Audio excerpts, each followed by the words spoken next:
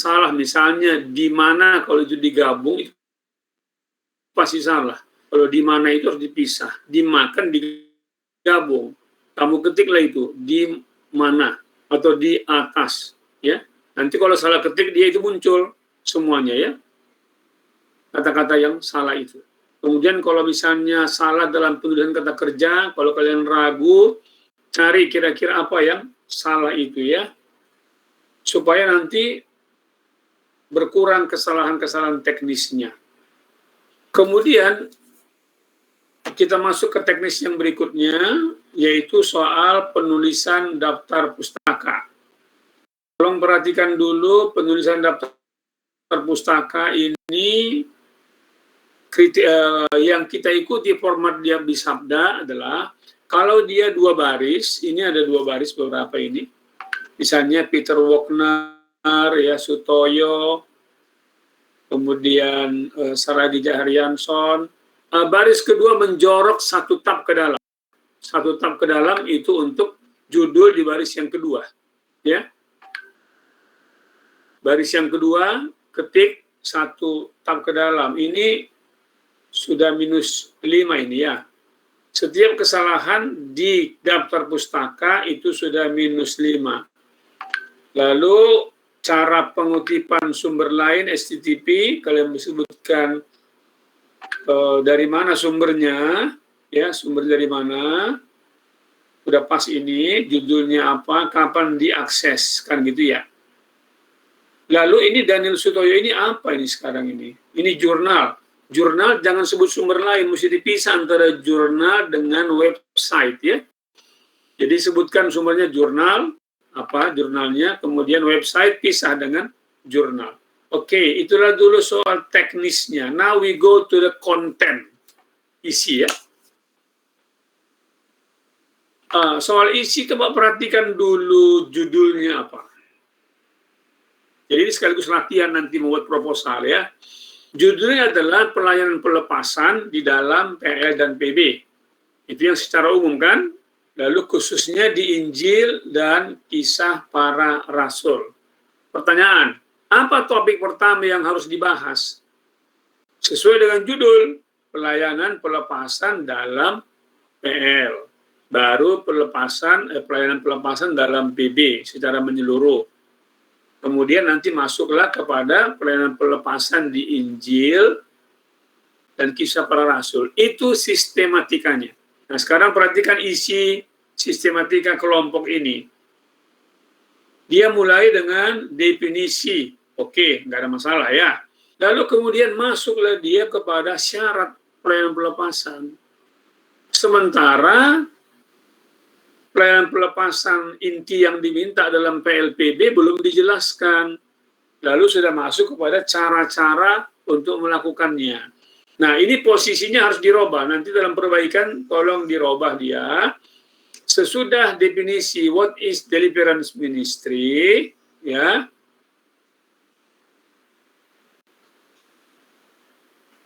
Walaupun saudara-saudari, sebelum saya lanjutkan, pendahuluan yang kalian kutip itu harus kritis, ya, harus kritis, karena di situ ada kalian kutip dari Pak Epe Ginting yang mengatakan Allah tidak memberikan kepada orang Kristen surat izin secara lisan mengusir iblis. Itu benar,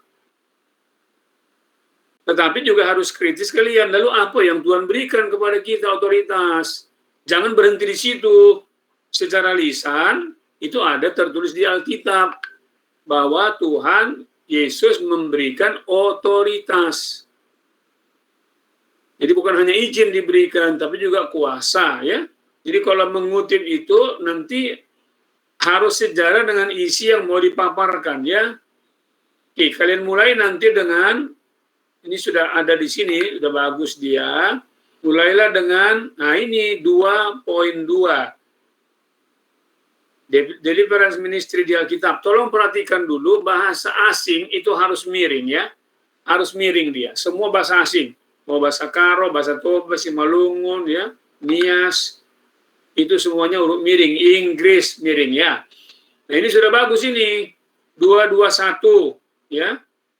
2:21, kemudian sayangnya tolong nanti dilengkapi di sini peristiwa Daud yang mengusir roh jahat yang hinggap kepada Saul. Di sini belum muncul itu. Dalam perbaikan itu dimunculkan ya. Di 1 Samuel berapa itu? Baca nanti ya. Jadi kalian jangan hanya asal mengutip saja. Mengutip juga wajib, tetapi juga baca di Alkitab. Ya. Baca di buku yang lain juga. Nah, kemudian dalam Perjanjian Baru, tadi ada yang sebetulnya jawaban kalian itu bagus, tapi tidak saya lihat di sini. Tidak ada tertulis di sini ya. Perjanjian Baru Injil itu mulai dari Markus dulu yang tertua, Markus, Matius, Lukas, dan juga Yohanes. Pelayanan pelepasan healing itu ada di ranking yang kedua. Kalau di Kisah Para Rasul, pelayanan mereka yang terbanyak, miracle, mukjizat. Kalau kita pisah mukjizat dengan healing and deliverance, maka healing and deliverance di Kisah Para Rasul ranking keempat. Tapi di Markus, Matius, Lukas, Yohanes, itu ranking yang kedua. Paling banyak yang Tuhan Yesus lakukan. Dalam perbaikan nanti tolong dulu lihat grup. Kamu menuliskan 2.3 pelayanan pelepasan dalam Injil. Tetapi ayat yang kau kutip itu dari Perjanjian Lama. Jadi sinkronkan antara judul pelayanan pelepasan dalam Injil dengan ayat yang dikutip. Di sini ada Yesaya 14, 12, 20. Ini hapus ini, ganti dengan ayat dalam Perjanjian Baru. Namanya juga bicara Injil kalian. Itu pindahkan ke Perjanjian Lama. Nah, saya mau nanti dalam penjelasanmu ini, kamu mengutip Yesus melakukan apa, yaitu pelayanan pelepasan, kepada siapa, di mana tertulis. Daftarlah itu semuanya. Kalian pilih misalnya salah satu Injil, misalnya di Markus. Kan Injil sinoptik kan samanya peristiwanya itu. Ya, Markus pilih, atau Lukas, ya, atau Matius. Kalian daftarlah di situ, membuktikan benar yang saya katakan, karena Bapak sudah membacanya. Jadi peristiwa misalnya, saya tunjukkan dulu sama kalian ini ya. Peristiwa misalnya, kita ambil misalnya contoh di Markus saja ini, ya Markus ya, Markus. Karena Markus yang tertua kan, Markus itu ada 16 pasal, 87 perikop. Nah, pelayanan Yesus mengajar itu yang paling tinggi. Mengajar itu ada dialog. 37% dari seluruh pemberitaan Injil Markus. Lalu menyembuhkan dan pelepas atau healing itu ada 24%.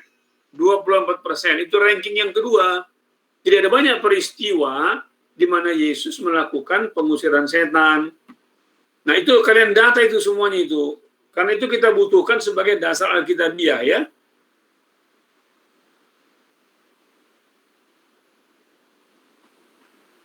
Lalu ada kalimat kalian ini yang saya pikir kan juga perlu kritis ya. Alkitab banyak, ini di poin 2.3 ini, Alkitab banyak membahas setan dan para iblisnya, akan tetapi topik pelepasan dari mereka tidak banyak disinggung. Memang topiknya tidak, tetapi aksinya iya ya. Aksinya iya. Dan betul memang ini bukan pelayanan khusus, maksudnya apa? Semua bisa melakukannya termasuk kalian. Hanya nanti kan dibutuhkan syarat-syarat tertentu. Ini bukan karunia ya. Ini bukan karismaton. Ini eksosia. Kuasa yang diberikan oleh Tuhan kepada murid-muridnya. Sekali lagi kepada grup, apa yang Yesus lakukan, di mana tertulis, kepada siapa dilakukan. Itu kalian data semua di situ ya. Lalu juga ada kutipan kalian ini yang kalian juga harus kritis ya. Ini masih di poin 2.3 yang keempat. Yang keempat itu di baris yang 1, 2, 3, 4, 5, 9 ya. Akan tetapi kita tidak diberitahu cara mengusir dirinya atau para roh jahat lainnya keluar dari orang lain. Menarik pula bahwa Yesus tidak pernah mengajarkan cara mengusir roh jahat kepada murid-muridnya secara teoritis. Yesus itu tidak mengajarkan, tetapi memberi kuasa dan meneladankan.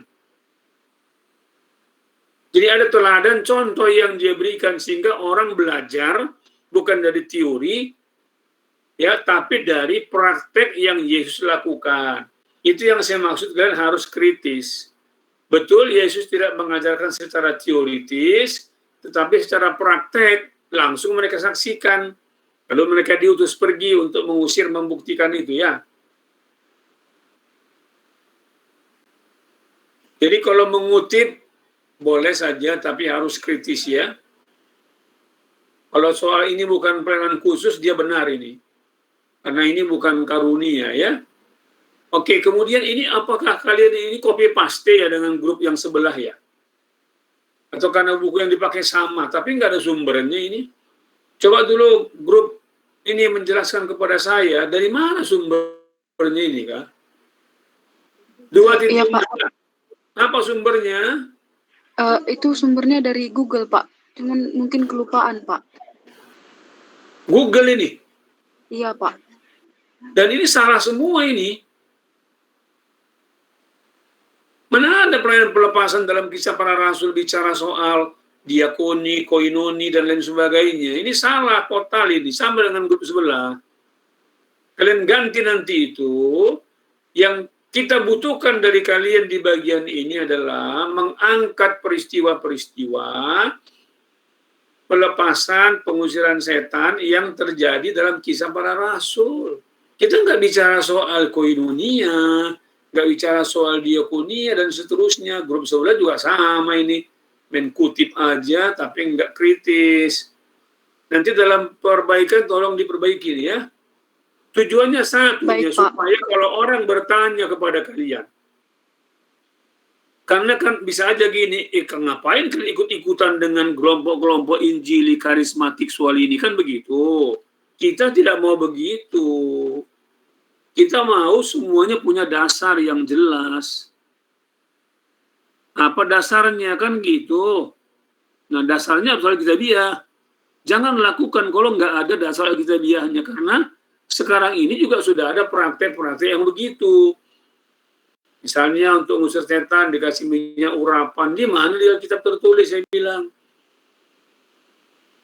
Harus dipukul-pukul orangnya, di mana tertulis di Alkitab, nggak ada itu. Ya, harus ditekan-tekan badannya, nggak ada di Alkitab itu. Jadi kita mau supaya dasar kalian ini, kita ini, ketika melakukan ini punya basic biblikal yang kuat. Jadi kita tidak mau hanya sekedar ikut-ikutan. Ya jelas itu ya. Kemudian ada kutipan dari buku saya itu, yaitu kutipan 6, tapi kalian gabung itu dengan yang tidak ada di situ.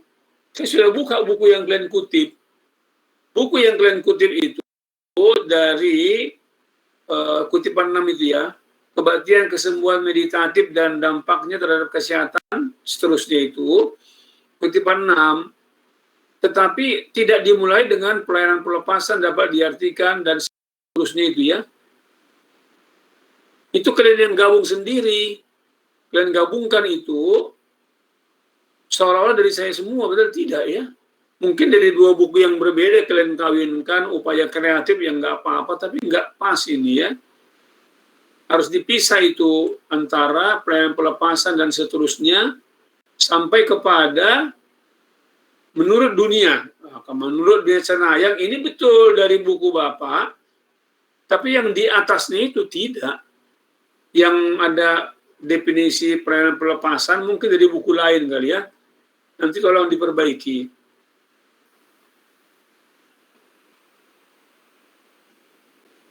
Jadi susunannya kembali ke yang tadi ya. Pertama, kalian bikin dulu definisinya apa.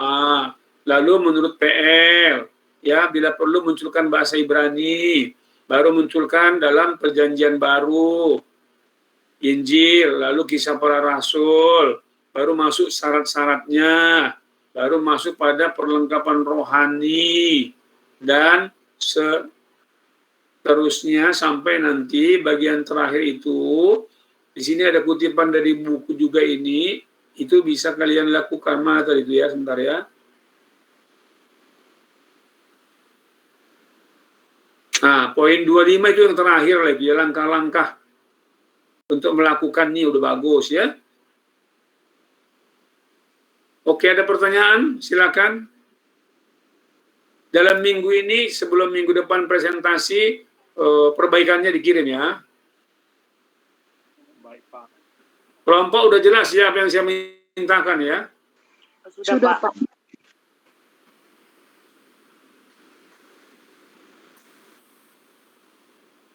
Saya akan periksa nanti ini, kalian mesti mulai dilatih mulai sekarang, karena kalian nanti menulis skripsi akan digunakan Turnitin. Turnitin itu adalah satu teknologi yang akan menemukan tingkat kemiripan tulisan. Jadi kalau tingkat kemiripan tulisan kalian sampai 20% ke atas, kalian harus hanya memperbaikinya. Jadi kalian lebih nanti bermutu jadinya. Nah, termasuklah ini kan. Ini kalau dari sini penglihatan saja udah kelihatan ini bahwa ada bagian yang copy paste banyak sekali. Rupanya kalian mengutip dari sumber yang serupa. Sama-sama mungkin nggak tahu kan? Nah biasanya kalau yang mengutip kedua, mengutip seperti yang dikutip oleh yang pertama, maka yang kedua lah yang dianggap itu melakukan plagiasi. Jadi tadi kan kelompok A sudah mengutip seperti yang kalian kutip ini, yaitu bagian soal pelayanan pelepasan dalam kisah para rasul. Ya A sampai Z ada di sana, muncul lagi sama kalian. Jadi grup B lah yang dianggap sebagai plagiator. Nah itu nanti perlu diwaspadai karena kita sudah punya alat itu namanya Turnitin. Kalau selama ini belum digunakan itu ya. Mulai semester ini untuk yang skripsi berikut sudah mulai akan digunakan ya.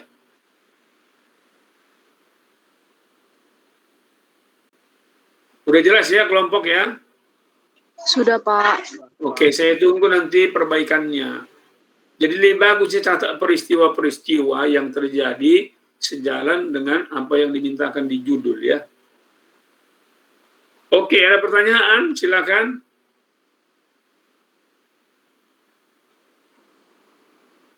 Tidak ada? Oke, baiklah. Kalau tidak ada, saya cek dulu ya. Ini cukup banyak ini yang hari ini absen. Kenapa ya? Ini sekarang berapa orang ini? Ini udah banyak masuknya semua ini. Semua udah masuk ini.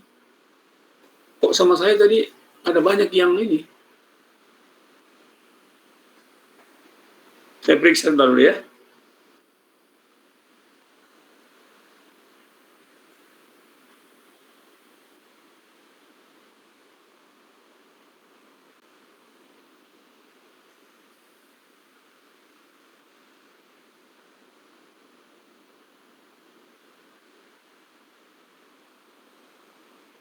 Iya, untuk kelompok ini yang tadi sempat saya catat masih ya. Oke, dari kalian semua ada jumlah sekarang kita 34, berarti kan 33 pas jumlahnya.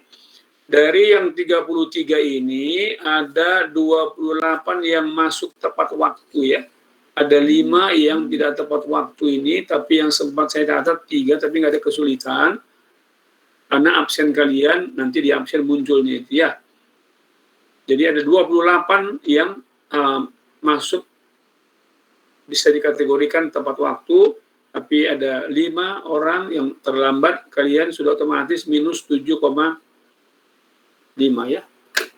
Oke, silakan ditutup oleh kelompok. Pak, sedikit